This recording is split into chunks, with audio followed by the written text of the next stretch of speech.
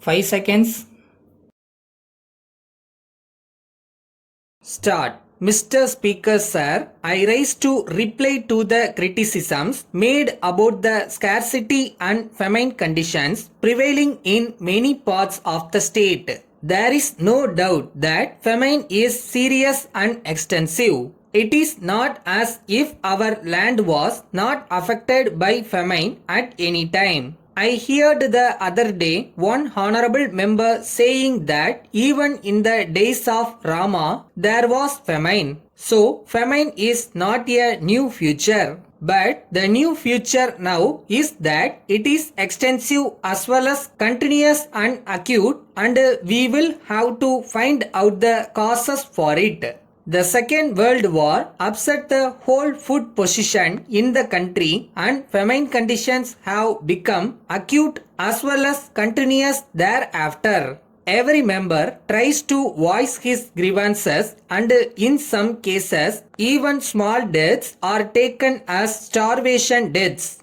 Honorable members are aware that the failure of monsoons has been continuous for about 5 or 6 years. As a result, scarcity conditions have been extensive, whereas previously they used to be concentrated in certain areas. Now there are scarcity conditions even in fertile districts. So we are not able to tackle the problem as easily as we used to do in former days. I do agree that there are distress conditions. But what I want to say is that they are made to appear more serious than they are. I take this opportunity to tell the honorable members that we have been able to meet the scarcity and distress conditions throughout the state.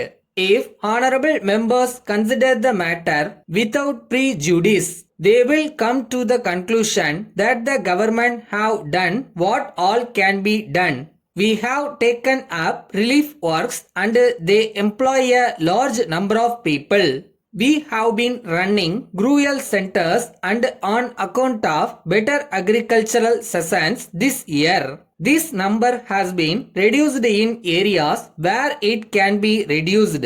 Loans for agricultural purpose were given and a large number of wells were deepened. The collection of kist has also been postponed in many districts. We have received proposals for remission of kist from many districts. Remission has been ordered in some districts, and in other districts it will be ordered very soon. An honorable member has stated that a famine inquiry committee may be formed which will inquire into all the problems of acute famine and suggest permanent remedies for the eradication of famine. I may tell the honorable members that the government of India have already constituted a similar committee. That committee has toured scarcity and famine areas, and I think it has submitted its report to the center, and it is under their active consideration. We may know something about the results some time later. Then my friend referred to the milling of rice. As far as I am personally concerned, I entirely agree with him. It is true that if there is too much milling of rice, it washes out the vitamins, and so the rice that we eat now after being polished gives rise to many diseases. But the government cannot pass any specific order in this regard. I would suggest that if necessary, people may take boiled rice. It is really good for health, and I may say that vitamins are not lost if we eat boiled rice. That is why the poor people who eat boiled rice are strong. In conclusion, I request honorable members to work for the welfare of the people. We should all be united and work together so that our country may be a great country. Letter from Krishna and Company, Chennai, to the City Provision Stores Limited, Chennai. Dear sirs, We have great pleasure in informing you that our firm has been entrusted by Kamal Oil Mills Limited, Mumbai, with the marketing of their Kamal brand oils and soaps throughout the state. Kamal goods do not need any introduction to the trade.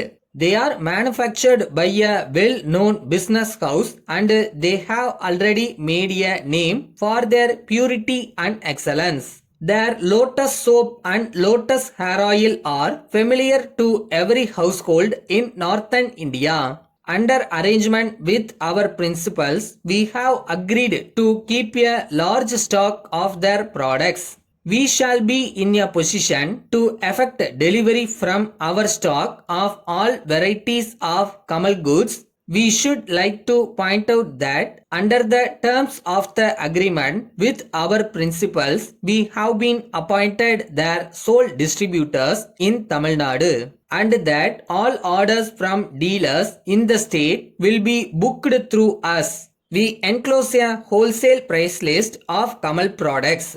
You will notice that all prices are subject to a trade discount of 10%. We have always aimed at supplying you with goods of the best quality, and once again we offer you high trade goods on the most convenient and attractive terms. We have no doubt that you will avail yourselves of this great offer as early as possible. Yours faithfully.